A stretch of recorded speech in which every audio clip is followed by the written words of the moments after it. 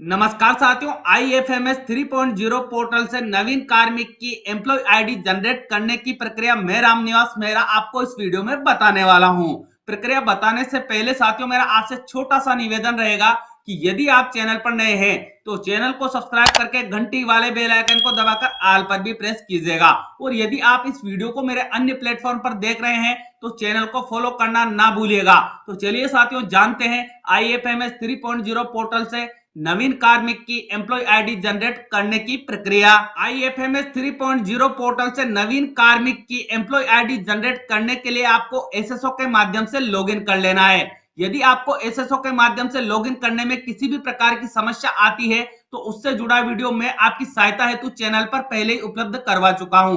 यदि आपको उस वीडियो की आवश्यकता है तो आप इस वीडियो का डिस्क्रिप्शन बॉक्स विजिट कर लीजिएगा।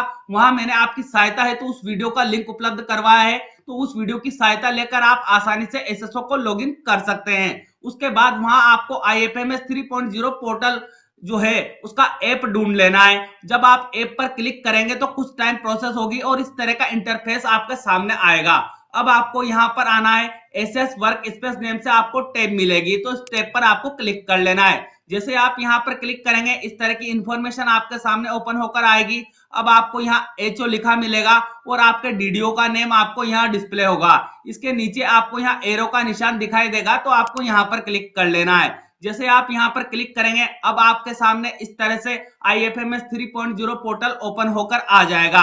अब आपको आना है एम्प्लॉय मैनेजमेंट पर, यहाँ आपको टैब मिल जाएगी एम्प्लॉय मैनेजमेंट की, तो यहाँ पर आपको क्लिक कर लेना है। जैसे आप यहाँ पर क्लिक करेंगे अब आपके सामने इस तरह से इंफॉर्मेशन ओपन होकर आएगी, तो यहाँ आपको एक टैब देखने को मिलेगी एम्प्लॉय मैनेजमेंट नेम से, तो आपको यहाँ पर क्लिक कर लेना है। जैसे आप यहाँ पर क्लिक करेंगे अन्य ऑप्शन आपके सामने ओपन होकर आ जाएंगे, तो यहाँ आपको दूसरे नंबर पर एक ऑप्शन देखने को मिलेगा एम्प्लॉय रजिस्ट्रेशन नेम से, तो आपको यहाँ पर क्लिक कर लेना है। अब आपके सामने इस तरह से नवीन पेज ओपन होकर आ जाएगा। यहाँ आपको कहा जाएगा choose your kind of registration. आपको आपके नवीन कार्मिक की एम्प्लॉय आईडी जनरेट करनी है, तो आपको यहाँ पर दिया हुआ है register a new employ name से टैब, तो आपको यहाँ पर क्लिक कर लेना है। जैसे आप यहाँ पर क्लिक करेंगे इस तरह से आपके सामने मैसेज शो होगा। तो सबसे पहले आपको यहाँ सर्विस कैटेगरी सेलेक्ट करने के लिए कहा जाएगा, तो आप यहाँ क्लिक कीजिएगा और जो भी कार्मिक की सर्विस कैटेगरी है वो सर्विस कैटेगरी आप यहाँ से सेलेक्ट कर लीजिएगा। उसके बाद आपको सब सर्विस कैटेगरी सेलेक्ट करने के लिए कहा जाएगा, तो आप यहाँ पर क्लिक कीजिएगा और जो भी कार्मिक की सब सर्विस कैटेगरी है उसे आप सेलेक्ट यहाँ से कर लीजिएगा। उसके बाद आपको यहाँ ऑप्शन मिल जाएगा प्रोसीड का, तो आपको यहाँ प्रोसीड पर क्लिक कर लेना है। जैसे आप प्रोसीड पर क्लिक करेंगे इस तरह से इंफॉर्मेशन आपके सामने ओपन होकर आ जाएगी। तो आपको एम्प्लॉय आईडी जनरेट करनी है नवीन कार्मिक की, तो यहाँ आपको स्टेप बताए गए हैं। पहले स्टेप में आपको कार्य करना होगा, एम्प्लॉय की आपको पर्सनल डिटेल प्रोवाइड करवानी होगी। दूसरे स्टेप की हम बात करें तो एम्प्लॉय की सर्विस डिटेल आपको प्रोवाइड करवानी होगी। तीसरे नंबर पर आपको कार्मिक की एड्रेस डिटेल को जो है प्रोवाइड करवाना होगा। चौथे नंबर पर फैमिली डिटेल और नॉमिनी की इंफॉर्मेशन आपको प्रोवाइड करवानी होगी। पांचवें नंबर पर कार्मिक की आपको बैंक डिटेल प्रोवाइड करवानी होगी और छठे नंबर पर पे इंटॉलमेंट की डिटेल आपको प्रोवाइड करवानी होगी। मतलब आपको जो कार्य है नवीन कार्मिक की एम्प्लॉय आईडी जनरेट करनी है तो इन 6 चरणों को आपको पूरा करना होगा।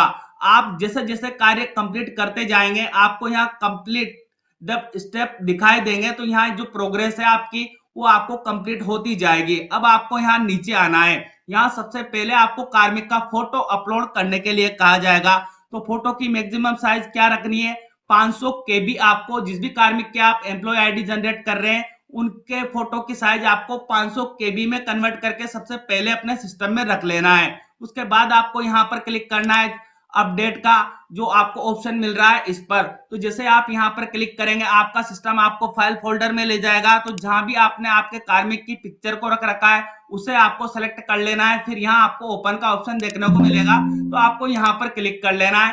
कार्मिक की फोटो आपको यहाँ पर दिखाई देने लगेगी। एम्प्लॉय आईडी जब आप पूरे चरण पूरे कर लेंगे तब आपको यहाँ पर दिखाई देगी। आपको यहाँ नीचे आना है, जो भी इंफॉर्मेशन आपसे यहाँ मांगी जाती है उन इंफॉर्मेशन को आपको बारीकी से रीड करते हुए सही इंफॉर्मेशन यहाँ प्रोवाइड करवानी है। अब बात करते हैं डॉक्यूमेंट की हम, कि आपको यहाँ डॉक्यूमेंट कौन कौन से अपलोड करने हैं, तो उसके लिए आपको यहाँ दिया हुआ है डॉक्यूमेंट टाइप का ऑप्शन। तो आप यहाँ पर क्लिक कर लीजिएगा। जैसे आप यहाँ पर क्लिक करेंगे आपके सामने ऑप्शन ओपन होकर आ जाएंगे। सबसे पहला डॉक्यूमेंट आपको जो यहाँ अपलोड करना होगा वो डीओबी सर्टिफिकेट अपलोड करना होगा। यदि कार्मिक के पास अपना डीओबी सर्टिफिकेट नहीं है तो आपको ऐसी कंडीशन में उसके 10th की मार्कशीट जो है उसे अपलोड करना है पीडीएफ फाइल के रूप में। उसके बाद दूसरे डॉक्यूमेंट की हम बात करें तो आपको आधार डॉक्यूमेंट भी अपलोड करना होगा, उसको भी आपको पीडीएफ में ही अपलोड करना है। उसके बाद ज्वाइंट फोटोग्राफ, यदि जो जिस कार्मिक की आप एम्प्लॉय आईडी जनरेट कर रहे हैं उनकी मैरिड हो चुकी है या वो शादीशुदा है तो आपको ज्वाइंट फोटोग्राफ उनकी फैमिली का अपलोड करना है। उसके बाद आपको मैरिज सर्टिफिकेट यदि कार्मिक का बना हुआ है तो वो भी आपको अपलोड करना होगा। और आखिरी जो डॉक्यूमेंट है वो पेन डॉक्यूमेंट की हम बात करते हैं कि पेन कार्मिक का बना होना अनिवार्य है। आपको पेन डॉक्यूमेंट भी कार्मिक का पीडीएफ में अपलोड करना होगा। और यदि कार्मिक के पास पासपोर्ट है तो आप अपलोड कर सकते हैं। तो आप जिस भी डॉक्यूमेंट को अपलोड करना चाहते हैं उसे आप यहां से सेलेक्ट कर लीजिएगा। उसके बाद डॉक्यूमेंट का डिस्क्रिप्शन आपको यहां पर लिख देना है। फिर आपको यहाँ चूज फाइल का ऑप्शन दिया हुआ है तो आप यहाँ चूज फाइल पर क्लिक कीजिएगा। ऑटोमेटिकली आपका सिस्टम आपको फाइल फोल्डर में ले जाएगा जहां भी आपने डॉक्यूमेंट जो यहाँ सिलेक्ट किया है उसको रख रखा है उसको आपको सिलेक्ट कर लेना है। फिर आपको यहाँ ऐड का ऑप्शन देखने को मिलेगा तो आप ऐड पर क्लिक कर लीजिएगा। इस तरह आपको क्या करना है, वन बाय वन सभी डॉक्यूमेंट को अपलोड कर देने हैं। जब आप सभी डॉक्यूमेंट को अपलोड कर देंगे तो उनकी सूची आपको यहाँ दिखाई देने लगेगी। उसके बाद आपको यहाँ आई बटन भी देखने को मिलेगा और आपको डिलीट का ऑप्शन भी यहाँ देखने को मिलेगा। यदि आपसे कोई डॉक्यूमेंट गलत अपलोड हो जाता है तो ऐसी कंडीशन में आप डॉक्यूमेंट को डिलीट भी कर सकते हैं। और आई बटन के थ्रू आप डॉक्यूमेंट को एक बार अवश्य चेक कर लीजिएगा जो डॉक्यूमेंट आपने अपलोड किए हैं। जब ये सारा कार्य आप एक नंबर की स्टेप का कर देंगे तो आपको यहाँ नेक्स्ट का ऑप्शन देखने को मिलेगा तो आप नेक्स्ट पर क्लिक कर लीजिएगा। जिसे आप नेक्स्ट पर क्लिक करेंगे अब आपसे एम्प्लॉय की सर्विस डिटेल यहाँ पूछी जाएगी। तो आपको क्या करना है, कार्मिक के जो भी ऑर्डर है उन सभी ऑर्डर को ले लेना है और उनके अनुसार जो जो भी इंफॉर्मेशन आपसे यहाँ पूछी जाती है उन सभी इंफॉर्मेशन को आपको प्रोवाइड करवा देना है। फिर आपको यहाँ भी डॉक्यूमेंट अपलोड करने के लिए कहा जाएगा। तो यहाँ आपको कौन कौन से डॉक्यूमेंट अपलोड करने हैं इस बात का आपको विशेष ध्यान रखना है। तो पहले नंबर पर आपको डॉक्यूमेंट अपलोड करना है अपॉइंटमेंट लेटर। जो भी कार्मिक की आप एम्प्लॉय आईडी जनरेट कर रहे हैं उनका अपॉइंटमेंट लेटर आपको पीडीएफ में यहाँ अपलोड करना होगा। उसके बाद यदि कार्मिक का कंफर्मेशन हो चुका है या स्थायीकरण हो चुका है और उनके पास ऑर्डर है तो आपको कंफर्मेशन ऑर्डर भी अपलोड करना होगा।